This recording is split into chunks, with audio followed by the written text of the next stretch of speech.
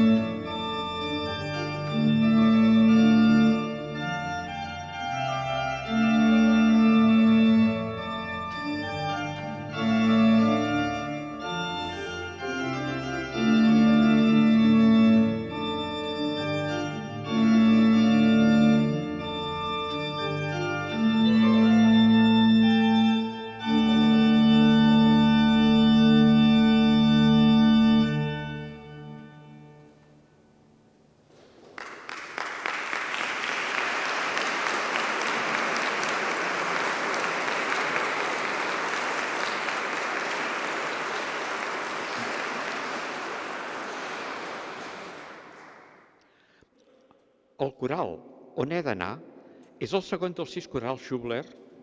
Schubler era un jove estudiant de música que vivia al sud-est de Turíngia i es desplaçà a Leipzig per tal de rebre lliçons de Bach. Era un alumne molt hàbil a l'orgue, de forma que poc després de rebre les ensenyances de Bach ja aconseguí la plaça d'organista a la seva ciutat natal, càrrec que exercí fins a la seva prematura mort als 33 anys. Per tal de guanyar prestigi en el seu càrrec, demanà a Bach que li compongués un recull de 6 corals. Bach, per l'amistat que tenia amb ell, no s'hi podia negar, però Bach ja era gran, estava revisant diferents composicions anteriors i no disposava del temps suficient per compondre aquests 6 corals. Ho solucionà fent 6 transcripcions de corals per orgue de cantates ja escrites anteriorment. Aquest recull es coneix com a coral Schubler. De 5 dels 6 corals s'han trobat les cantates originals i de l'únic que no s'ha trobat és el que ara escoltarem. Tot fa pensar que aquest coral està extret d'una de les vàries cantates de Bach que es van perdre. És a 3 veus i la melodia la fa el pedaler.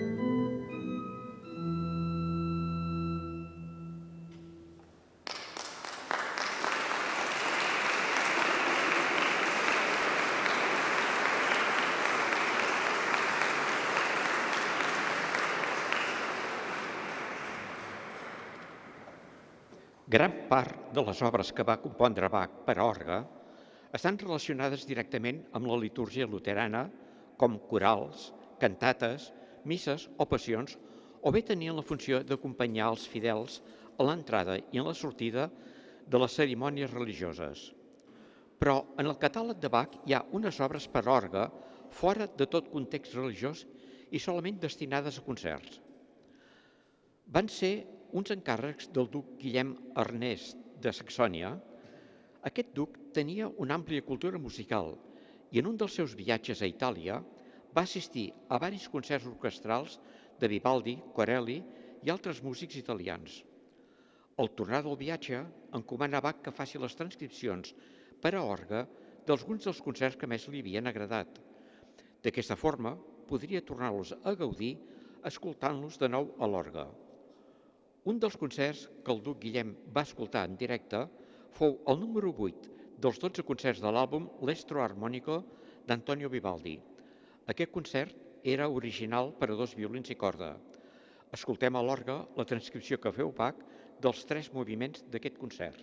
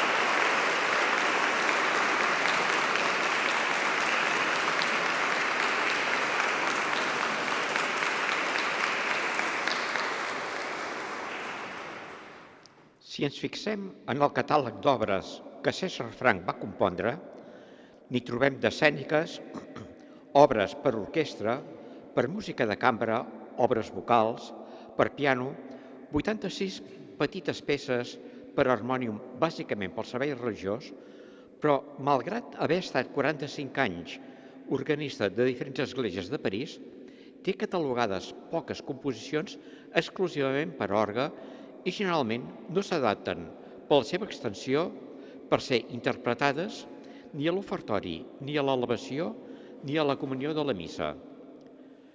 També es pot constatar que en aquestes composicions no utilitza mai temes gregorians.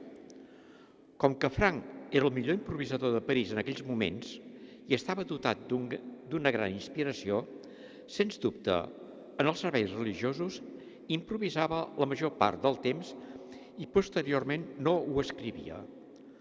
Però entre els anys 1860 i 1862, César Franck va compondre una col·lecció d'obres per orgue que titulà Les 6 peces i s'han convertit en pàgines històriques d'aquest instrument. Són 6 obres ben diferents. Foren un revulsiu per la música organística francesa. Ara escoltarem la tercera peça titulada Preludi, fuga i variació, que dedicà al seu amic el jove Camille Saint-Saëns. Encara que consta de 3 parts ben diferenciades, formen un sol conjunt.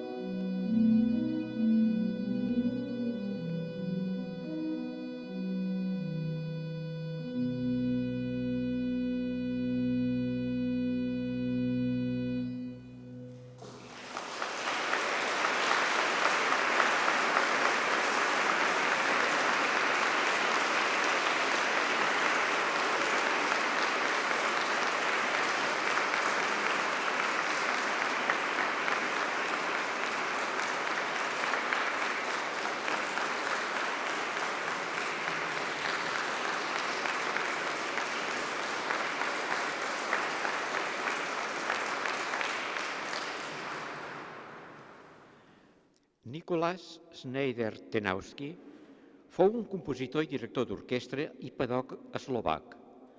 Nasqué a Trnava i després de graduar-se a l'escola secundària passà al Conservatori de Budapest i més tard al de Viena.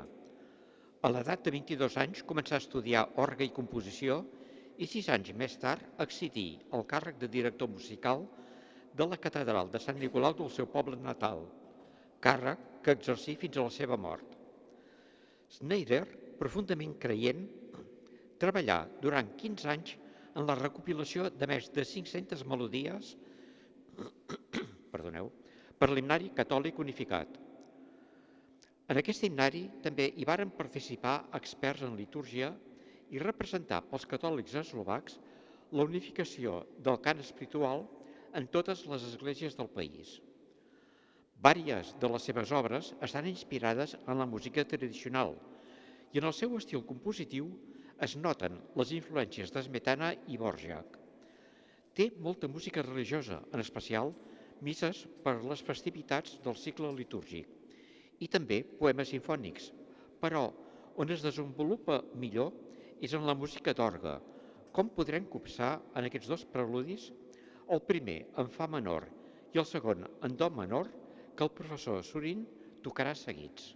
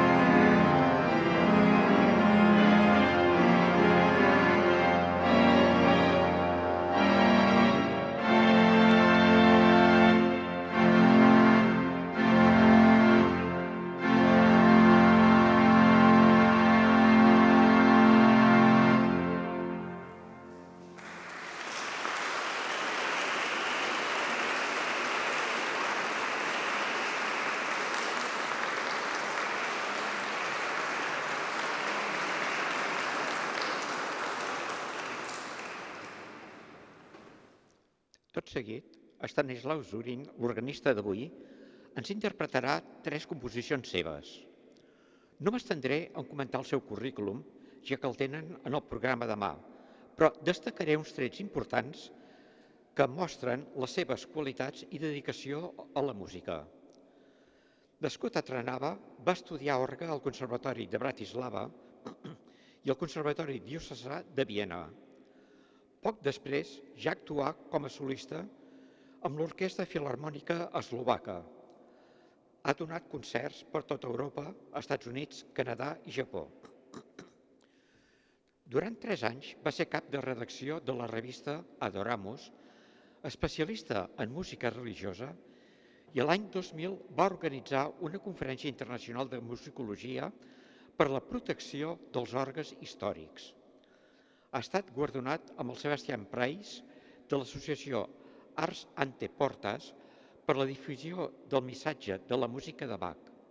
L'any 2016 va rebre el Premi Fra Angelico de la Confederació Episcopal d'Eslovàquia per la seva contribució a la difusió dels valors cristians a través de l'art. Des de l'any 2002 és professor d'orgue de la Universitat Catòlica de Ružomberok i conseller tant per la restauració d'orgues històrics com per la construcció de nous orgues. Escoltem 3 composicions seves. La primera, un preludi modal que era original per a piano però posteriorment el va transcriure per a orgue. La segona, Nostàlgia per a elenco, escrita l'any 2020, i la darrera, Fanfare, de l'any 2009. Aquestes 3 obres les tocarà seguides.